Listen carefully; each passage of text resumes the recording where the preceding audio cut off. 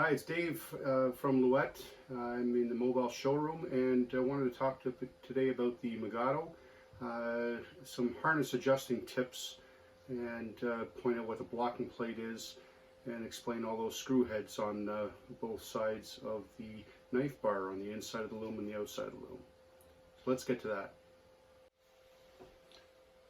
So as your Megado ages, you're going to find some changes in the positioning of the screw heads, both underneath the knife bar and correspondingly along here. So these are the Dobby hooks. There's one for each shaft. It's connected to the shaft with a Texolf cord. So these screw heads here should be sitting 2 to 3 millimeters above the blocking plate, and this piece here is the blocking plate.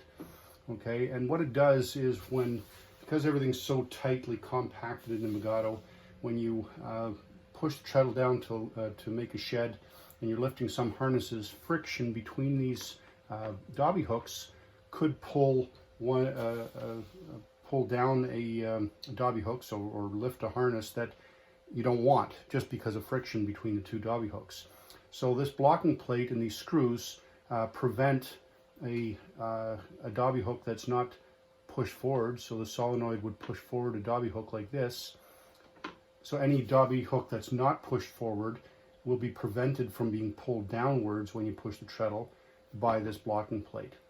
Now if the Dobby hook starts to sink, and that's just through Texolf cord wear, and it doesn't clear the blocking plate when it's at rest, so if this is the rest position in theory, the screw head here is below the blocking plate and it's not blocked, therefore it could inadvertently get pulled down when you don't want it to.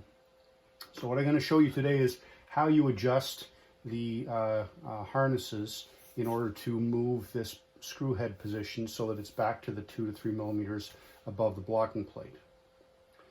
So first, you go to the harnesses to do this, and right here you've got on every harness this metal wire that runs between the top and bottom harness bar has a little screw clamp on it, and you back off the screw so it loosens, and they're snug, so you'll need to apply a little bit of pressure there.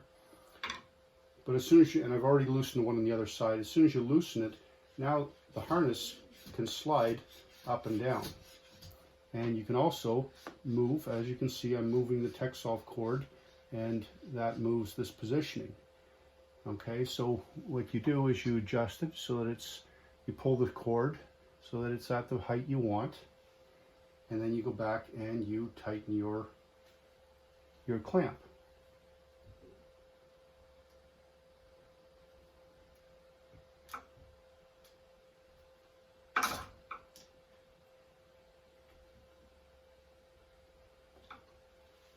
Okay, now it moves in unison with the Texolf cord again, because the metal clamp is tight and it's affixed to the Texolf cord. I'll need to do the same thing on the other side, but that process, going through all the different harnesses here, is how you adjust these screw head positions. So if you have any screw heads that are too high or too low, you need to go through that process to adjust the height of your harness and thus Dobby hook.